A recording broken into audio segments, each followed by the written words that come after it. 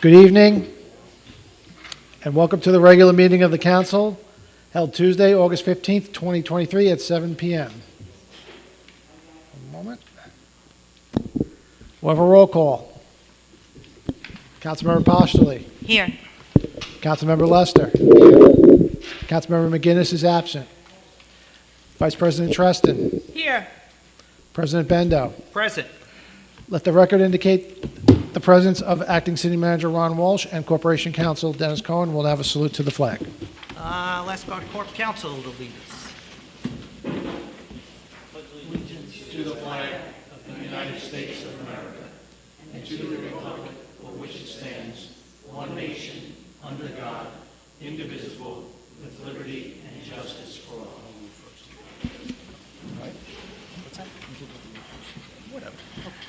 All right, good evening, everyone. Welcome to our second meeting of August.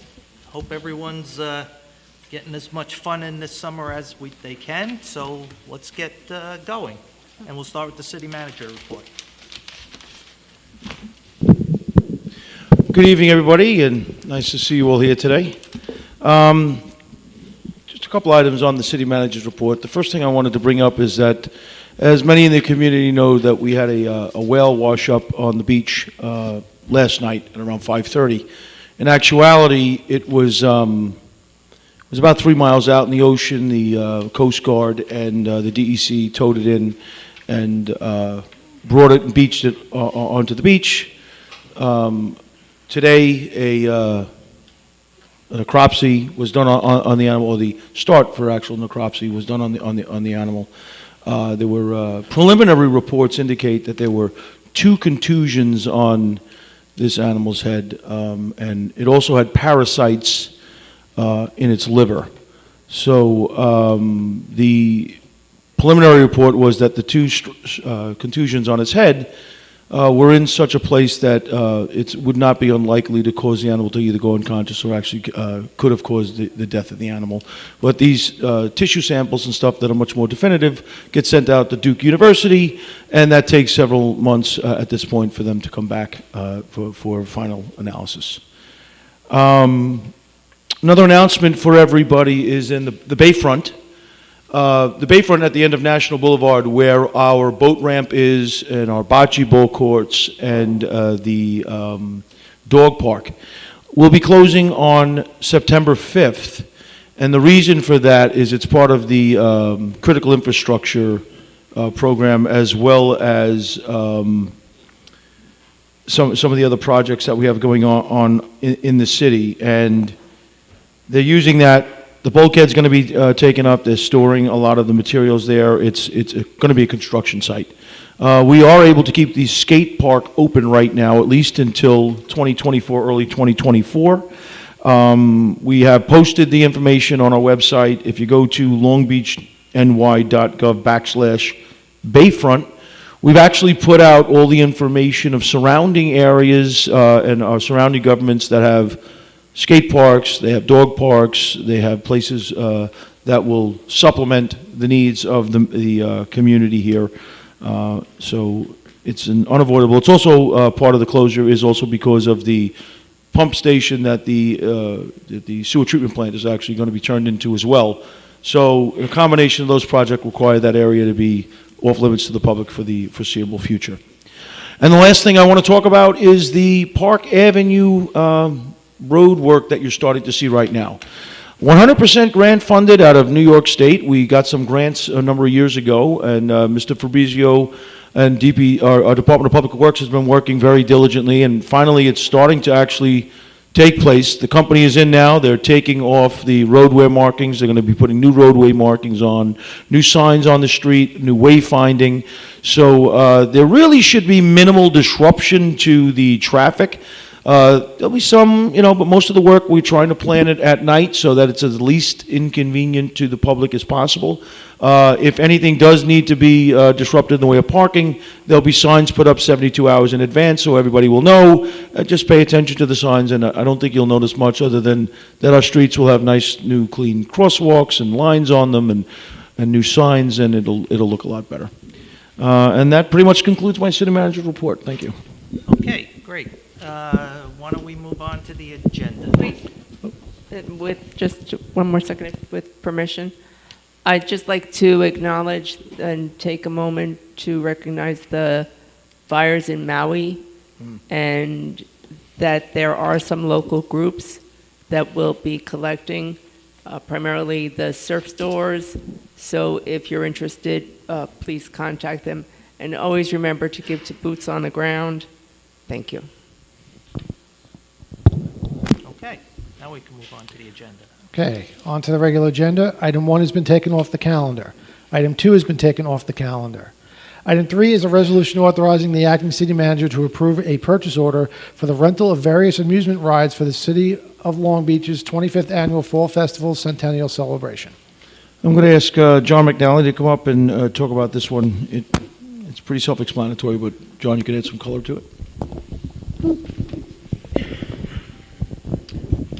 Good evening, everybody. As the acting city manager indicated, this is pretty straightforward. This is authorizing the acting city manager to enter into agreement to rent all of the rides and fencing and everything associated with the Fall Festival this year. All the pricing remains the same as last year, except for the Ferris wheel, which there is a bigger, better, and safer one this year. I don't know if anyone took it last year, but it was clearly running the useful course of its life. So much better one this year, and we're looking forward to Fall Festival. Any questions?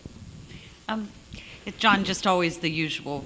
Is there any sponsorship at this point? We just released the sponsorship deck a week and a half ago, and we've procured approximately $20,000 at this stage of the game. John, just so I'm satisfied, if I vote yes, I don't have to go on these rides, right? That is correct. Nobody is forced to. All right, any questions from the public? All right, seeing none, on to item 4. Item 4 is a resolution authorizing the acting city manager to enter into a contract for the reconstruction of the 200 block of East Market Street between Long Beach Boulevard and Monroe Boulevard with the lowest responsible bidder. And Joe Fabrizio. Welcome back, Joe. Oh, thank you very much. Yes. It was only 115 degrees in Orlando, so I rushed back to get away. But thank you. Okay. On Thursday, July 27, 2023 at 11 a.m., my office received 5 bids for the reconstruction of the 200 block of East Market Street between Long Beach Road and Monroe. The low bidder was Allen Industries Incorporated at $1,289,800. The remaining bids ranged from $1,290,000 to $2,481,175. This project was designed in-house by the staff in my office. It includes new curbs, sidewalks, ADA ramps, concrete gutters, new water mains and water services, new sanitary sewer mains and sewer services, new storm drain system, new ornamental streetlights, and a new asphalt composite roadway. The project's scheduled to start right after Labor Day. It should take approximately 4 months to complete, bringing it to completion by the end of the year. Allen Industries is a reputable contractor that's done many projects in the city of Long Beach on time and within budget. Funding is available in the capital budget for this project. Therefore, I recommend awarding the project to Allen Industries. If you have any questions, I'd be happy to answer them. All right, any questions? Seeing none, any questions from the public? We'll start with this gentleman right here. You have to come up to the microphone.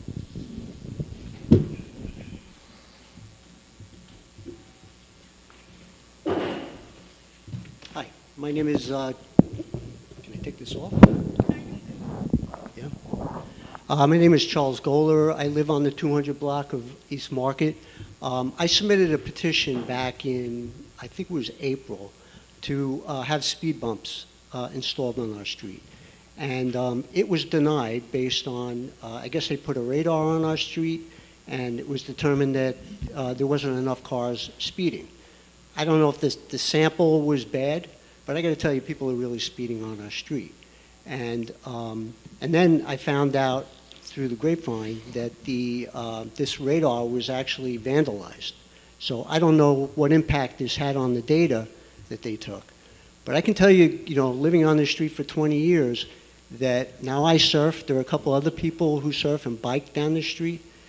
This street is used as a shortcut for people who are on Park Avenue, and if it backs up there, even when it doesn't back up, they don't like waiting for the light. So what they do is they cut down Monroe, and then they hang a left on Market Street, and they don't even stop for that stop sign. They blow right through it. I've almost got hit a few times early in the morning, people flying down that street. So I really would like to see this, implemented. I don't know if it's too late because we've already got the contracts in hand, but it's a safety hazard. Not to say the least, we got people coming the wrong way down the street. My wife and my kids were pulling out, and somebody was coming down the wrong street. And this happens every day. We got somebody coming the wrong way down that street. So, the infrastructure, improvement is great, but I think we need to implement some other facets to this that will help to make the streets safer and less used as a way to get around the traffic on Park Avenue.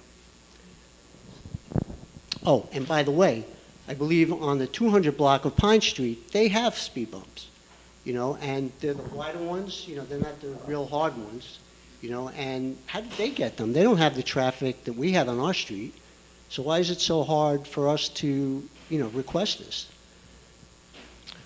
So, just to, the police department does the survey in regard to that. The vandalism that actually took place on the speed trailer damaged the outside of the trailer, had nothing really to do with the functionality of it, it ran fine. We do radar survey, we basically have a rubric that the city uses to qualify for these things, and while I don't recall the exact average speed, I know you were not above the speed limit. There was a couple of cars, if I recall, that were in the high 40 miles per hour, but most of the vehicles on that street, I think your average speed was someplace around 19 or 20 miles per hour on the street. Sure. So, I mean, I think you guys requested, or someone on your block actually requested a copy of the survey, and I think that was provided to you. Yeah. And, the final decision really is, we provide the information to the Department of Public Works, and if it doesn't fit, it's the way that we kind of keep things from people just asking for things that aren't necessarily necessary. I can tell you that, just based on what you're telling me here now, I'll have the police department do some more enforcement especially for the wrong way down the street. We have caught some cars in the past doing that. I can put some more attention in that right away. That'll start tonight or tomorrow.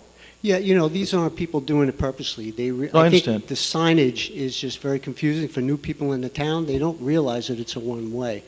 So I could ask Joe right now if he could just reach out to the street maintenance and just have that signage just looked at to see if we can make it more prominent, to make sure that, absolutely. I know that we did some signage there. You're talking about when they cross over Riverside?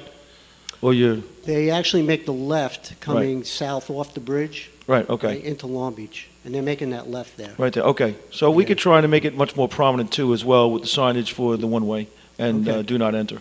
Okay, and then, I got to tell you, people do not stop for that stop sign. They're in a rush, where they're about to make the left, and they just blow right through it. And, it's actually dangerous to be out in the street trying to get into the passenger side of your car. You got to watch out. They're flying down the road. So I realize that you took some data, but I'm wondering if you got some, like a bit slow week. We actually had done it more than once, and after the summertime, we plan on doing it again to take a look to see if there's a change in the way the traffic patterns are. And we get the requests for these speed bumps on quite a few streets in the city. The ones that qualify eventually get them. We give it to DPW and they do it. But if they don't qualify, if the average speed is not approaching it, I don't remember exactly what it was, but it's someplace around 30. Like, you've got to be above 30 on average, and I know you weren't close to that. So, well, as a qualifying data item, wouldn't it be for the amount of cars that are coming down the street as well? Well, the amount of traffic does play a role in part of the evaluation, but if the traffic is not moving at a faster speed, putting speed bumps doesn't necessarily stop them from coming down, necessarily, especially if it's something where they're using it because they don't know where they are. So, we'll take a look at the signage. I'll have my traffic guys go down and having a look at it and see if there's any other suggestions that we have, and we'll do another survey. Okay, and then I would suggest doing it during the summer months when it really starts backing up. I believe we did too. Yeah. And then also, if we could have more police presence on that stop sign. You know, at one point, we had kids that every weekend, they were on the corner there, and they were, you know, like booing anybody that went through the stop sign. They were booing all afternoon. You know, they were having a lot of fun with it, you know, trying to get people to stop for the stop sign, but they blow right through that thing. Okay, so we'll do, I'm sorry, your time is booked, but I think we heard. Thank you, I appreciate it. Thank you very much. Take care of this. All right, Ms. Lake. It's unposted is 30 dwells. 20, I'm sorry, 25. 25 is what to say. It's 30 throughout the county when it's not posted. Yeah. Thank you. Good evening, everyone. Crystal Lake. Thank you for this long time awaited project. It's definitely needed. And I would also like to say that the traffic actually builds up along East Market. Okay. They do cut through. 7-Eleven is right on the corner. The red light, I don't know, maybe the timing is off as well. Individuals tend to get a little anxious or upset about the long wait. So maybe the red light timing could be reduced. And I also find that many vehicles, they make that right turn off of Long Beach Road. So the signage is definitely needed there. I live on the block, I know. Okay, almost 14 years. So, yes, but the traffic is definitely horrendous. It's out of control, especially during the summer months and individuals wanting to go to 7-Eleven. So it is highly traveled road. So anything that can be done regarding the red light timing concern and the entrance into East Market Street from Long Beach Road, that happens all day. I would say, honestly, I'm retired, so I see a lot. What can I tell you? Honestly, at least 2 to 3 vehicles in the daytime. But what is also worrisome is when it happens at night. And if you're parked right there, it could eventually create an accident. So, thank you, Mr. Fabrizio, for all You're your welcome. hard work. He's always a pleasure to work with. Thank you. See you. Thank you. Have a good day. Okay, thank you. Any other questions? Is the county responsible for the traffic light? For the timing of the lights on Long Beach Boulevard, that is a county issue. Okay, any other questions or comments from the public? This gentleman here.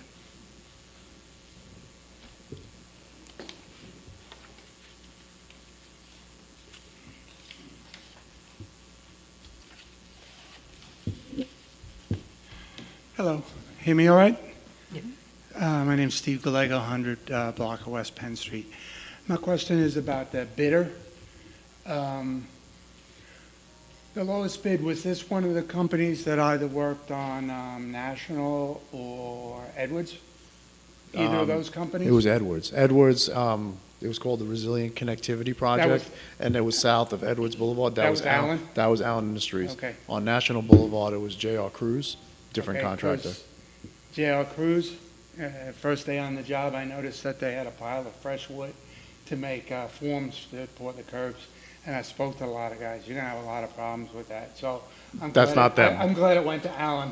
Oh, okay. Is my question. Yeah, Allen is, I've worked with him probably since 1986 when I first started here. And he's a very, very reputable contractor. Yeah, who's it's done a good group. probably at least a dozen projects in the city in my tenure, if not more. All right. But it's not. Thank you. Okay. Any other questions or comments? All right, seeing none, on to item 5. Item 5 is a resolution authorizing publication of a hearing of a resolution authorizing the City of Long Beach to renew a cable franchise agreement with Cablevision Systems Long Island Corporation to operate a cable system in the City of Long Beach, New York. This item is for publication only. A hearing will be held September 5th at 7 p.m. Item 6 is approval of minutes from August 1st. Do I have a motion? So moved. Second. Voting, Councilmember Postoli. Yes. Councilmember Lester. Yes. Vice President Treston. Yes. President Bendo. Yes. Okay, and on to the voting portion. Item 3 is a resolution authorizing the acting city manager to approve a purchase order for the rental of various amusement rides for the City of Long Beach 25th Annual Fall Festival Centennial Celebration. Who introduced and move the adoption of this item? I will.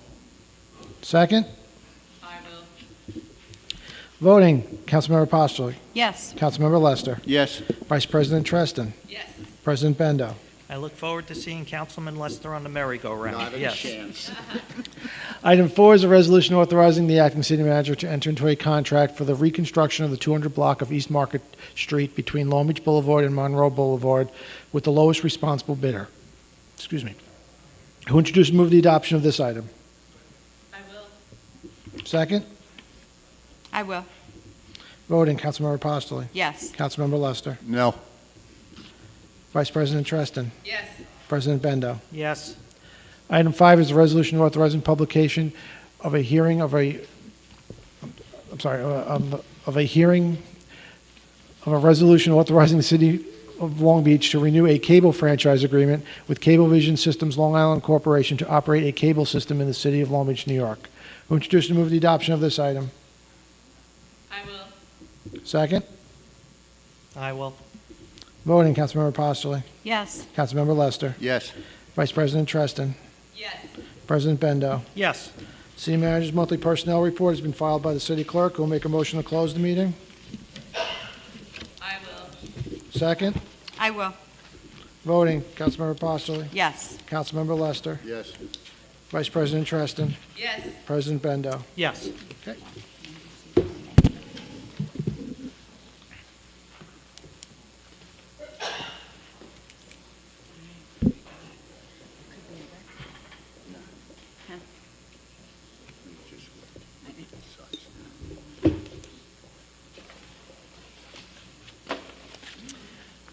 Okay, so in case might be your first time, if you signed up for Good and Welfare, you get 3 minutes.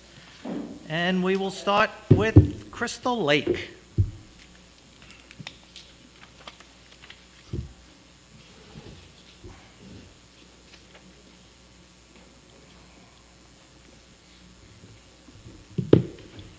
Good evening again, Crystal Lake. I would just like to say thank you regarding the posting of the North Shore Critical Infrastructure Project on the city's homepage. This long-awaited, needed project to serve an area that was unprotected for so many decades. And I would like to say to each and every one of you, thank you for all of your time and your input regarding this matter. Also, moving forward, if there's any delays of any nature regarding this project, would you please let the public know so that we can address this matter as soon as possible and/or to the best of our abilities. As I've said so many times, since the age of 4, I stood in the water, in the flood waters. I grew up in North Park. I am truly an EJ resident, and this is truly, the city of Long Beach is my home that I love, and I plan on dying here, if I can afford to stay here, to be quite honest. However, there is so much that I have witnessed. There is so much that I have researched and shared with many,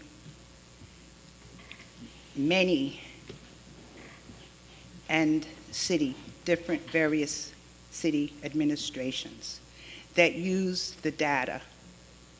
And all I ever wanted was to have justice and fairness across the board so we could all live better, do better, to the best of our abilities. And no one is perfect, and that includes myself. I must add that. But I'm retired now 2.5 years, thank God, from Nassau Community College, and I would love to enjoy the city where I grew up till my last days. And I've worked diligently and researched so much. And quite honestly, if I got paid for the amount of research that I've done, I'd be a multimillionaire. So thank you for that. And I would also like to say, I did contact the Superblock via email and calls, and I have not yet received a reply. I would just like to mention that. I think it's horrendous. I said, I'm going to have to go over there one day and actually speak to someone, but I would just like to put that on the record. So thank you for your time and all considerations. Have a great evening. Thank you. Have a good evening. Patricia Egan.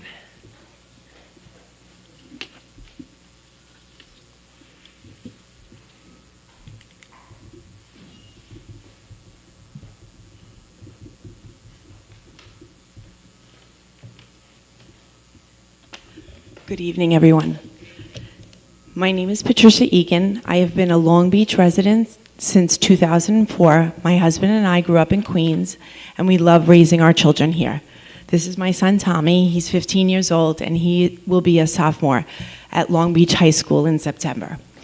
Recently, it has come to my attention that repairs to the bulkhead area near the kayak launch, dog park, and skateboard park will begin soon. The City of Long Beach Facebook page said the project could continue until 2025, and I am here to express my concerns. Keeping the skate park closed for that amount of time would be detrimental to the health and well-being of the skateboarding community. I've been a teacher for 27 years. Never in my life could I have predicted the COVID pandemic, the shutdowns that would occur, and its negative effect on our children academically, socially, and physically. In the last few years, my son has started skateboarding. It has become his passion, a source of self-confidence, and a great form of exercise. He has made some incredible social gains. For the last 4 years, my son even attended sleepaway camp in Woodward, Pennsylvania, where he could improve his skills and meet other skaters from around the world. Keeping the skate park closed for an extended amount of time would be a setback to the skills he has learned, and he might never be able to recover from this closure. I am here tonight to request that you consider finding a solution to ensure that the Long Beach skate park remains accessible during the bulkhead repairs. Last year, the Nickerson Beach skate park was closed down privately. Offering Nickerson skate park as an alternative is simply not acceptable. The facilities at Nickerson are for beginning skaters, and it does not compare to the amenities we have in the center of town. Many of the skaters who frequent Long Beach walk or ride their bikes to get there, making it impossible to travel to Baldwin or Rockaway. It would be greatly appreciated if the park could remain open during the bulkhead repairs to accommodate the needs of our community. I recently spoke to Denise Ford, and she informed me that Joe Brand, our Parks Commissioner, may be able to find a solution that everyone can live with. It may be possible to fence off the area where they are working on the bulkhead repair and create an entrance close to the roller rink where skaters can enter the skate park. Keeping the local skate park open provides numerous benefits to the skaters. First, it offers a safe and accessible recreational space for young people to engage in physical activity and promotes a healthy lifestyle. Secondly, a skate park fosters a sense of community among the athletes. It serves as a gathering place where young people with similar interests and passions can connect, socialize, and form friendships. It encourages them to set goals, overcome challenges, and learn from failures, fostering resilience and determination. Engaging in positive activities like skateboarding can help reduce boredom, enhance mental well-being, and reinforce a sense of purpose among teens, ultimately steering them away from negative influences. In conclusion, keeping the Long Beach skate park open brings numerous advantages to our young people. Please find a way to keep the entrance to the skate park open during the repairs. Our youngsters' physical health and mental well-being are finally improving since COVID, and this would be a devastating setback. Thank you for your time. Thank you. So, Ms. Egan, as you walk back to your seat, we're working very hard. Look, it's not anything that we want to close. It's a matter of staging of materials. I know that Joe Brand and John and Joe Fabrizio, it's a matter of a safety consideration is what we're up to at this point. We don't have a lot of space here to stage things at all, and that area itself is actually getting torn up. So we're not sure if it's going to, it needs to be evaluated. We know that we're going to be able to leave it open until 2024, and Joe might have a little bit of additional information. Yeah, ironically, we actually had our progress meeting today with Pacifico, which is the general contractor on the project, for the North Shore Bulkhead project, that is, and we brought up this concern because we were very, you know, we have no interest in closing the park. We, you know, of course, we want it to be available for everyone. So basically, as far as the North Shore Bulkhead project is concerned, they definitely will be able to leave it open during this construction, which would probably be, they'll probably be able to leave it open for the next 4 or 5 months. What they're going to do is they're going to close the access road and the boat ramp and the dog park and the bocce court, but you'll be able to access the skate park from the ice arena parking lot, and it'll be barricaded off very safely. But once we start, that's called the Long Beach Water Pollution Control Plant Consolidation Project, which is the $165 million project where we're converting the plant to a pump station. It has to be closed because they're going to be doing a 19,000 linear foot directional drill, which is basically tunneling under the skate park and under the bay, connecting our plant with Bay Park. That won't be closed. Just because we're actually, again, we're doing this 19,000 linear foot high. It's called a directional drill, which basically is going to be going right under the skate park, and it's going to be connecting our plant to the Bay Park facility. So once they start that project, which is anticipated probably, I'm going to say the end of this year, January 1st, that whole area is going to have to be closed, you know, for safety reasons, so we can do the work. It's going to, you get to see tons of equipment there, tons of workers. It's a huge job. I don't think it's going to be destroyed. It's just going to be closed. What will be destroyed, unfortunately, is the dog park. Well, they're going to replace it, but it's going to have to be, you know, ripped up so we can have access to, you know, behind the wastewater treatment plant. The boat ramp will be closed. That whole parking lot will be closed. But the skate park won't be ripped up. It won't be ripped up. No. So, I'm still confused about why the roller rink, you'll have access to the roller rink, but the skate park, you can't have access. Only because they're going to be digging, doing this directional drill under it, and it's a safety issue. So you'll have access once the consolidation project starts up, which again is probably going to be the end of the year, early next year.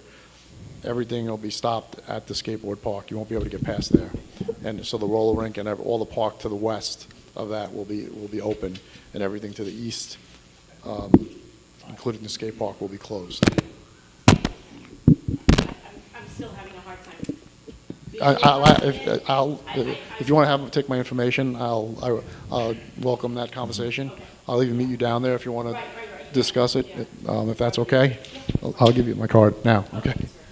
Thank you. Okay, thank you. Denise Ford.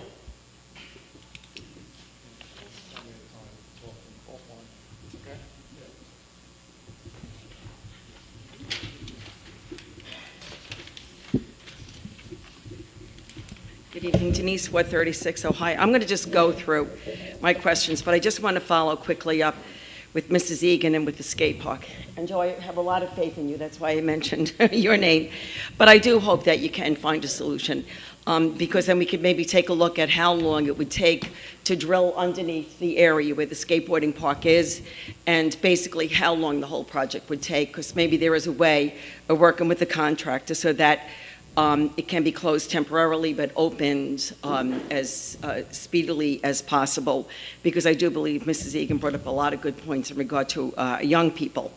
My second would be, I'd like to know, have we resolved, City Manager Walsh, I spoke to you about the issue of tables and tents on the boardwalk for some individual charities, specifically for the VFW. The auxiliary wants to do a walk to raise money to help prevent veteran suicide. I had asked you, we're trying to get an answer, and I figure you're all here.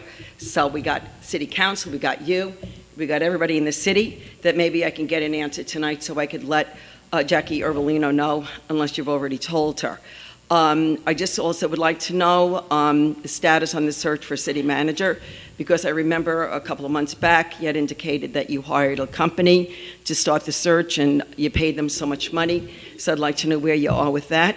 Also with the FOIL timeframe, when somebody puts in for a request for a FOIL request, once they get confirmation that it was received, what is the normal time that the city gives in response to it? All right, and once again, I'm asking about water conservation. As you know, Suffolk County has declared at times a water emergency, that we do have issues with our water. And, you know, the water parks down in the parks are fantastic. A lot of kids use them, but you need to make sure that they get shut at a proper time at night, not when there are no children there and they're teenagers with shorts on and they keep hitting the button, turning the water on, even with the weather. And I think that maybe if you could even adjust the pressure where the kids could still run in the water, but we sort of start making efforts to reduce the amount of water that we're using. And I'm very happy to hear about the new Ferris wheel, because yes, I was there last year with my grandchildren and it was a little funky. So I'm very, very happy that we are looking at getting a new Ferris wheel. And Roy, don't be afraid. I think you'll have a lot of fun on it, okay? But thank you. So I don't know if you want to answer now, or I'd appreciate it. The tables and chairs is still being discussed with the Parks Department. I'll get back to you within a day or two on it. Can you please, because Yeah. I know that other people have reached out as well. And, you know, it's like September 23rd is the expected date to have this. And, you know, when she was asking me about it, we're looking at South Nassau, who had 9 tents and tables up on the boardwalk. So it just didn't seem, you know, when you look at, and I'm not begrudging South Nassau, they're like a fantastic organization and they are for our help. But when you look at some of the smaller little groups that are doing fundraisers, a lot of them are residents, and all of a sudden they're not allowed on the boardwalk. And there just isn't, it doesn't seem fair to them. Joe, it did.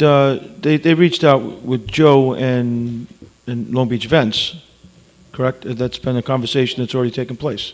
Okay. So, yeah. We could take a look at that, I mean, because it seems so odd that it's such a hard question. Yeah.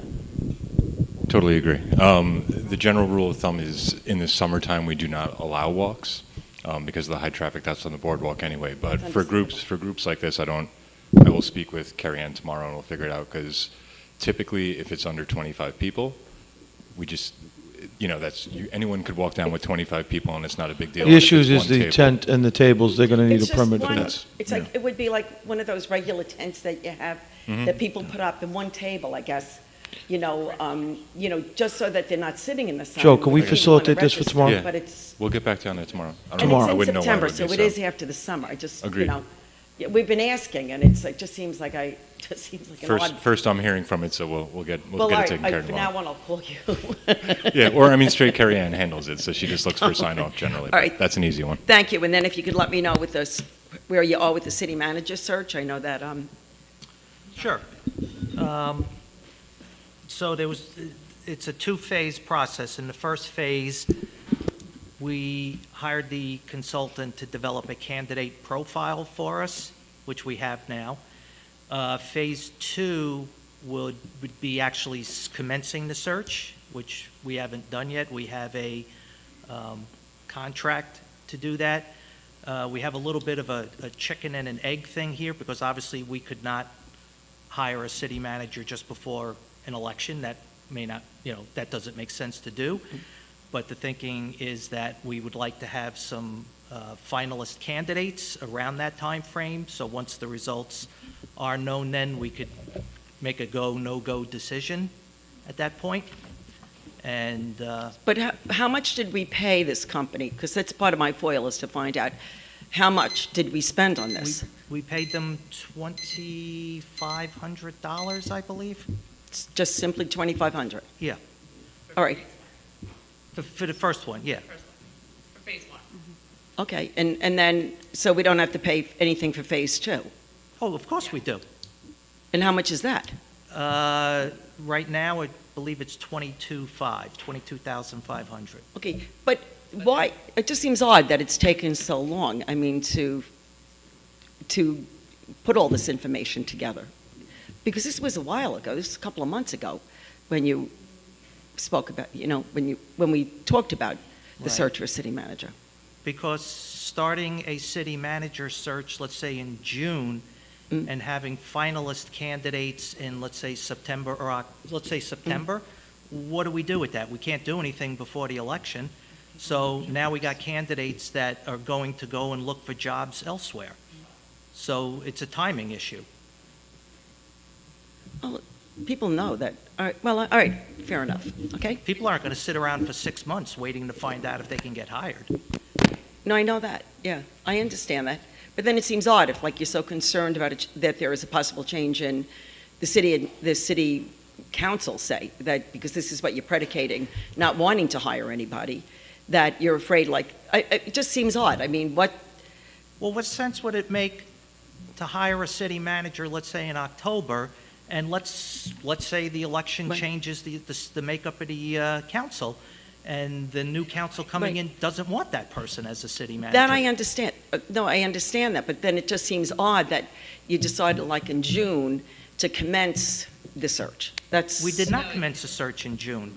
We commenced developing a candidate profile. The search has not started yet. Okay, so you started in June. Okay, all right, all right, just thank you very much for the clarification. Okay. Okay, and then just with the foils, if I could find out from the Corporation Council? I can answer that. Dave, go ahead. I'm We sorry. acknowledge in 5 days and answer in 20 business days, unless if it's something that is not readily available, we usually give a response with a date certain. Perfect, I thank you very much. I'll be hearing from you soon. Yep. We just talk off too about Nickerson Beach and the skateboard park. The skateboarding park is open. I did reach out after my conversation with Mrs. Egan. Getting the dog park open over there. So The dog park is open. I just want to make Yeah. sure that we continue to work on making sure that I will reach out to the county executive and the operator at Nickerson. Nickerson still belongs to the county. He's not leasing the property. He just has a contract to operate some of the cabanas and all that other stuff. So the park still is under control and ownership of Nassau County, if you must know. And in light of, the fact of with the skateboarding park. But I understand Mrs. Egan's concern because ours is not as extensive, as advanced as the one here in Long Beach. And too bad that I guess I understand it's cement, so it's not something that you could lift and move the skateboarding park to another area of Long Beach, so. It's actually a because the permanent kids, I fixture, think. it can't be moved, Yeah. it's permanent, yeah. But if anything can be done to, like, even if maybe if they could do the drilling first so that that's out of the way and reinforce it so that maybe the kids could go back there, I think it might be a win-win for everybody. But thank you. Okay, Denise, thank you. Denise, last year, though, the operator of Nickerson Right. shut it for the winter. Don't we know? Yeah, and then what happened is, yes, and unbeknownst to any of I us that he did remember. that. I And it was a remember. very facetious act on his part. So this year it's gonna be but, open? And what we did was, we initiated legislation so that, we made it so that during those months, the county then would operate it. And I will confirm that we are going to continue to do that in light of the fact that the skateboarding park here in Long Beach will be closed, and as well as the dog park. So then we need to make sure it stays open. That'd be great. Thank you, Okay? Denise. You're welcome. Thank you. Okay. Okay. You're welcome. Brendan Finn.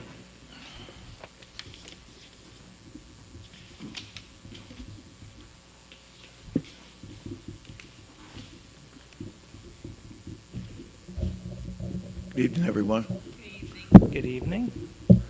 I see that 2 weeks ago at the meeting, you had on the agenda that was going to be this week, that parking adjudication board that you were going to develop, and I anticipated it being on the agenda, but is there some reason why you decided to not put it on? There wasn't parking adjudication. Yes, for the booting and towing. You want to, you just want me to do it? Yeah, it was taken off the agenda. I'm doing a little more research on it. I'm sorry. It was taken off the agenda because I'm doing a little more research on it. Oh, more research? Okay. I just, as I said, I expressed opposition last week to it, and I'm going to do it again. I think it's a redundant and unnecessary situation since we already have 2 capable judges that we elect to do that job. So hopefully you take that into consideration in your research. Thank you. Thank you. Kathleen Sullivan.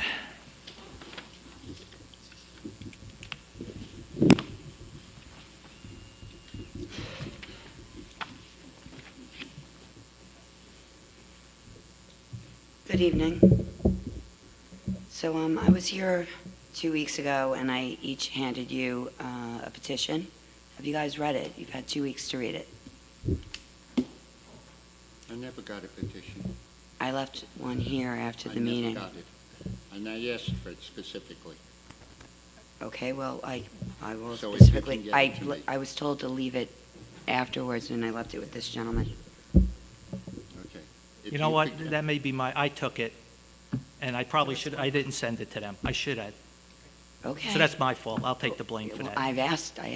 Okay, thank you for your omission in doing that. As you know, we are approaching 9,000 signatures, and we're growing every day. We've also hired our own personal attorney to represent our group, which is called Protect Our Coast. We want to know if your attorney on the Article 7 is going to still be passive at these Article 7 meetings, or are you going to speak up and try to defend, or just are you in a listening process right now? Can I take this? Did you want to say something? I did, but you don't think? Okay. Well, the only thing I would say is that these conversations before the Article 7 are supposed to be confidential, so I think Yes. it's inappropriate to really even be speaking It about it was, in it public. was just an adjective. It wasn't anything of the discussions. It was just that you guys have been, you guys didn't say much. Yeah, I think that violates the confidentiality, but Okay. you should speak to your attorney about that. Okay, so with 3 whales washing up this past weekend, will you write another letter asking for a complete halt, a complete moratorium on the sonar testings and sonar bomb blasting of our soil out there? Will you write another letter totally asking for a complete halt? And we want research done. We want a GOA. We want something done because, you know, my kid saw it on the beach. It's pretty upsetting. What do we tell our kids? Oh, they say it's climate change. Well, wait a second, Mom, I've been seeing this. You've been pointing out the boats, which my friend is going to give you everyone, and hopefully you will take it because I put your names on it, a file of all these disgusting pictures that our kids are seeing. So will you write another letter? I will not. I absolutely will not. You know what, as was reported, this particular whale that just washed up was hit by a boat and had parasites in his liver. I do not believe that any type of exploration they're doing would inflict parasites in the liver. I don't believe that any of the exploration they've done has hit a mammal. I do believe, it is akin to almost stopping all shipping and traffic with boats. There is no proof right now. I am concerned about wires through the community. Right now, I would not write I have a question letter on that. based on a complete lack of evidence. Okay, so there is going to be a movie coming out, and basically they've done their research, and the blasting that they hear, that they become disoriented and they hit the ships. So yes, I am very well aware that one particular whale had cuts on it, but Is that movie the Thrown to the Wind? yes, Okay, I've been looking for it. I haven't seen it yet. yes. Okay, next thing. By the way, you and I was talking about the one in Scotland, the whales, the 55 whales. You were talking about the one in Australia last 2 weeks ago. I do know that I work the beach, and I mean, just this morning, there were 2 big whales. They kept breaching.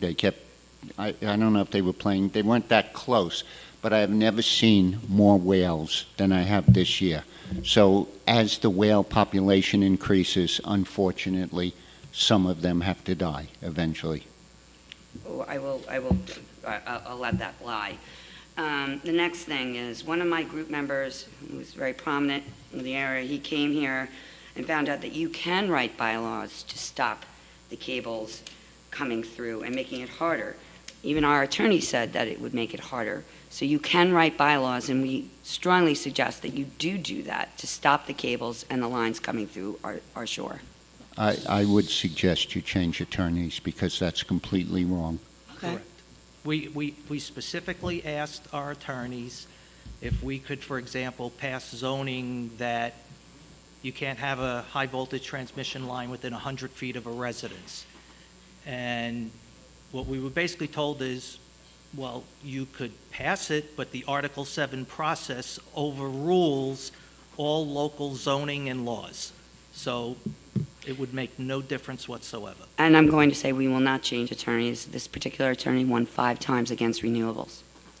Next, I did a lot of research for Cravath, and more. My grandfather worked there. How about more education of the potential dangers that these cable turbines are causing? I have been spit at. I've been screamed at in my face. One of my Protect Our Coast members was actually last week practically threatened and physically touched. Will you educate the members so that they are not, that we are allowed to like go up there and hand out petitions like you said 2 weeks ago? We are being threatened, and it's not very good when we're just trying to peacefully educate on our own. So I'm telling you that people come up to us, spit in my face, and I'm like, because I know most of the cops, as you know, and it's kind of upsetting. And then I usually, thank God I have men next to me. This particular time there was no men, and there was a police report filed. So if anybody's spitting in your face, you should be calling the police. We don't have any reports of you or anybody else getting spit at and spit in We their have face. specials there. They're usually on So the if boards. you, like I'll say, if you're getting spit in your face, you should call the police. We'll come down, we'll take a report, and that's a harassment, and you can have the person arrested if you chose. The situation, and I don't want to talk about any particular individuals here, we're very well aware of the situation that took place on the boardwalk with your group and an individual, and it has been being investigated, has been investigated, and I don't want to talk about that incident specifically because I really don't want to talk about somebody else's situation in public, other than the fact that nobody was injured. And if you're in a public space, you should know that people are allowed to stop and disagree with you and yell at you and do all of those things. In your face or touch you. That's why I said, if they spit in your face or physically touch you, those are harassment. Harassment's a violation. We would help you make that arrest. So for a violation, it's actually you're making the arrest. We will process the arrest for you, is the way and you would sign a form for that. So please, if you have anything like that that happens and you want somebody arrested, let us know. Call us right away, and we'll be there. Well, like I said, it's good that we keep men around us. Well, and the video shows everything that took place. We have video of the situation. The specials were right there. They were within 7 or 8 feet of the incident. Not Christina's. I'm talking about what happened to me. But also, to Denise Ford's point, I did send two foils I'm sorry requests, and I never got a response. Okay. Maybe Dave could address that at the tail end. We're almost done. Thank you. Thank you very much. Karen Riskin.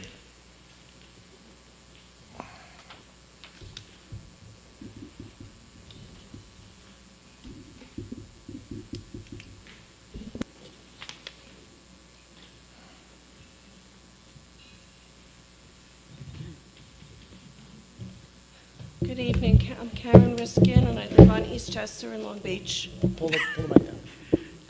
And I have some folders here that I'd like to distribute, please. And I'd appreciate it if you open it as I speak. And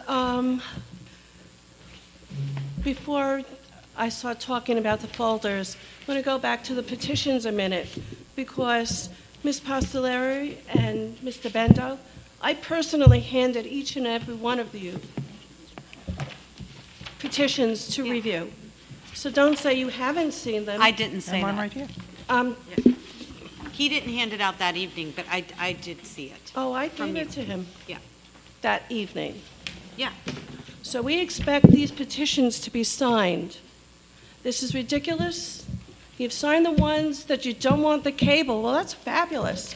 Well, let's finish it when you sign the petition and stop just playing around. This is ridiculous. So, sir, could you take this, please, and pass it so they can sign it?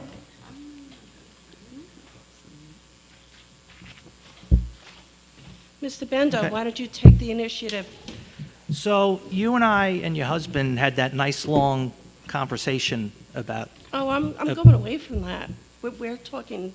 No, I get that. But I'm saying we got to understand each other's views on this, We I think, did. pretty well.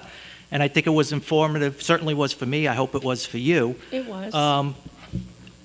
You know, I read this. I do agree with some of what's in the petition, but I also disagree with some of what's on this petition. So in its current form, I would not sign it right now in its current form. The bottom line of that petition is so that we can show the other avenues of the government that we mean business. We don't want this in Long Beach. It doesn't belong in Long Beach. We are a community. We are out there for each other. And we won't have that feeling anymore because there's going to be so much industrial work and our life as we know it is going to be gone. Now, let's get to the folder. I hope you opened it because it has a lot of information in there. And it's all about the whales. The people of Long Beach are very afraid of what's going on with the whales. And I have people who have mentioned to me that they don't like having these boats out there. It is scary to them. They come close to shore and they're afraid of what's going to happen. As you see in some of the pictures, it's very evident how close to the shore that they are. This isn't funny anymore. This is not a game. We're ready for business, and that's what we're doing here. And we won't stop. And we will get a petition signed. If you have questions about it, then let's sit down and talk about what your objections are. Sure. But we expect every one of you to sign the petition. That's not happening, Karen. That is not happening, okay? Not You can't come happening? up and say, this is what we believe in, we want you to believe in that. But how We are could you- individuals, we get the right to make our decisions, But okay? let me ask you something, Roy. You and I know each other a long time, right? Yes, Our children grew up together. We had a lot of sports together, yes, right? yes. Kids aren't going to have that anymore. Sure they My will. grandchildren aren't going to have it. Well, sure they will. No, they won't. Well, It's going to be in an that's- industrialized town. my grandchildren will. It's ridiculous.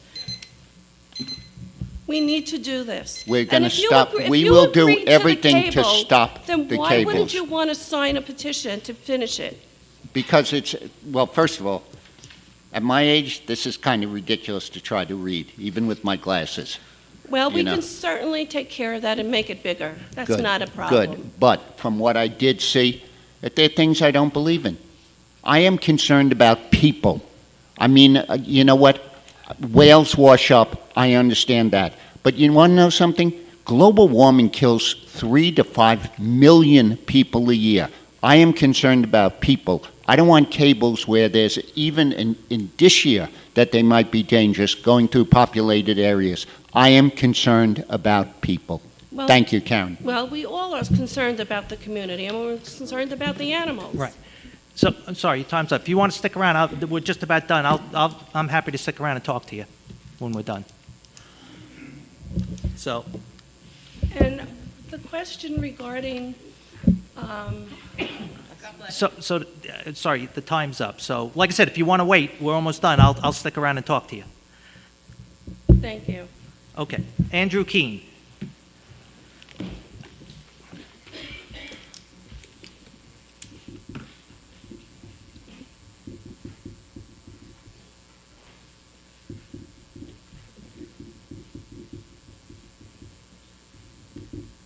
Good evening. Good evening.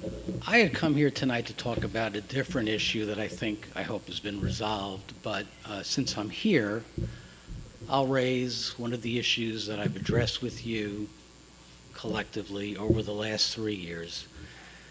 And that is the fact that this city still is in violation of its charter in not having a properly constituted Board of Ethics.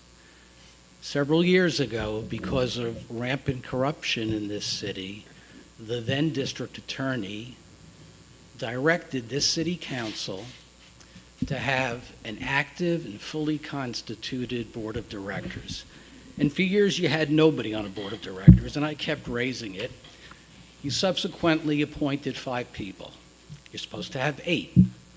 We argued that. Your website says 8. The charter says 8. And there's a good reason to have a board of ethics. I don't want to give oxygen to allegations, but I see today that there's another investigation with respect to this city council. And it has to do with conflicts of interest. And I think government has to avoid the appearance of impropriety. That's exactly what a board of ethics should deal with, conflicts of interest. So I'd like to know why we still don't have 8 members, and I'd like to know whether the issue that resulted in this alleged conflict of interest was raised with the current Board of Ethics, because that's the type of thing the charter talks about being raised with the Board of Ethics. Well, first, we do have a Board of Ethics. They're actually 5 people. They're meeting next week. Okay. Why not 8? And we had somebody resign from it recently. You never had 8. I applied. I never got a response for a year. But you had 0 for 2 years. Then you appointed 5 or 6. You never had 8. And you had more applicants than positions. So why not follow the charter? I don't know. You've been kind of taking the lead on that. And I'm not sure what you're talking about with this conflict of interest. This is news to me, so. Okay. All right. Well, look, this is the same conversation we've had for 3 years. You don't know what I'm talking about. I scratch my head, read the charter, it says 8 people. And things such as conflicts of interest, that's the wheelhouse. You know, you would avoid probably what is going on, what you'll read about tomorrow, I guess, if you haven't read it, by having a board of ethics where employees can go there and say, is this appropriate? And not decide by themselves, but have an independent ethical body decide. So we've had this dialogue with you on more than one occasion. Right.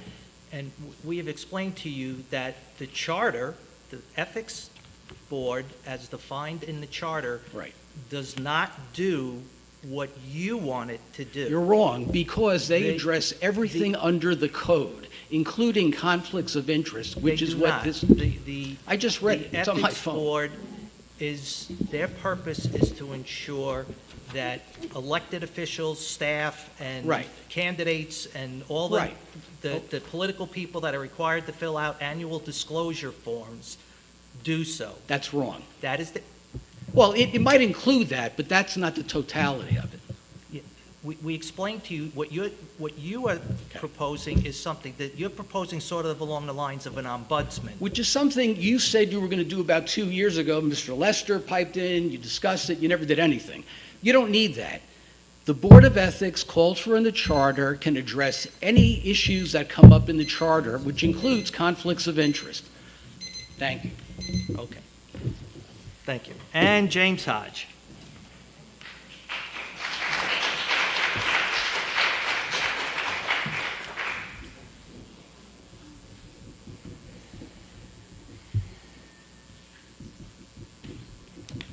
James Hodge, 95 East Fulton Street, here in our great city.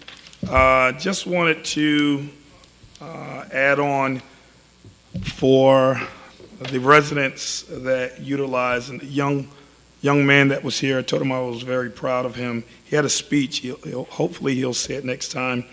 But he gave a reason why we should try to do what we can to keep the skateboard park open, because he said that neighbors get mad sometimes when they skate on the block, and this gives them their peace and they're away from everyone and it's safer. And so I applaud the Egan family for coming in. And also, so many residents speak about the dog park. So if there's something that, the city of Long Beach can try to do to, I don't know, even if they find another place. We have thousands and thousands of dogs in Long Beach. I know it because I see them, but also I was the animal warden here. One of the things I've done in my 20-some-odd year career with the city of Long Beach. Another thing is I just wanted to speak in support of the VFW and getting a table or a few tables. I don't think some decisions just should not take long. It's our veterans, all right? My brother was in the Marines for 31 years, and he's going through counseling right now. He was a high-level member of the Marines. He's still a Marine, but he's a veteran. And so with his counseling that he received, all that they do, and they're raising money for to try to prevent suicides, they got a lot going on. And I know that from my oldest brother, who's one of my heroes. I think that we should just expedite that in any way we can to support we wouldn't have the freedom that we have if it wasn't for them. So whether it takes an hour or 2 hours, they want a few tables, they want to walk in September, that's a quick decision. And also, just wanted to reiterate what Crystal was saying about years of dealing. I'm happy that the critical infrastructure project is moving forward in the Bay, because for 7 years it delayed with the Long Island Railroad. So I applaud you for working on that, because for years we had to sit and go through floods, and I've pushed personal cars out and many family vehicles. But again, so I just wanted to say thank you for moving that forward. And as we continue to, again, listen to the residents, some things don't take a long time. And if we can continue just working on things to expedite them on behalf of the residents, that's what you're there for the residents. Some things may take longer, some things don't take a whole long time. It doesn't. And so, again, thank you for your time. And let us continue working to make our city the greatest place in the country. Amen. Thank you, James. All right. Thanks, everyone, for coming. That's it. And we'll see you in September, and enjoy the rest of August. And get home safe. Joe Brin.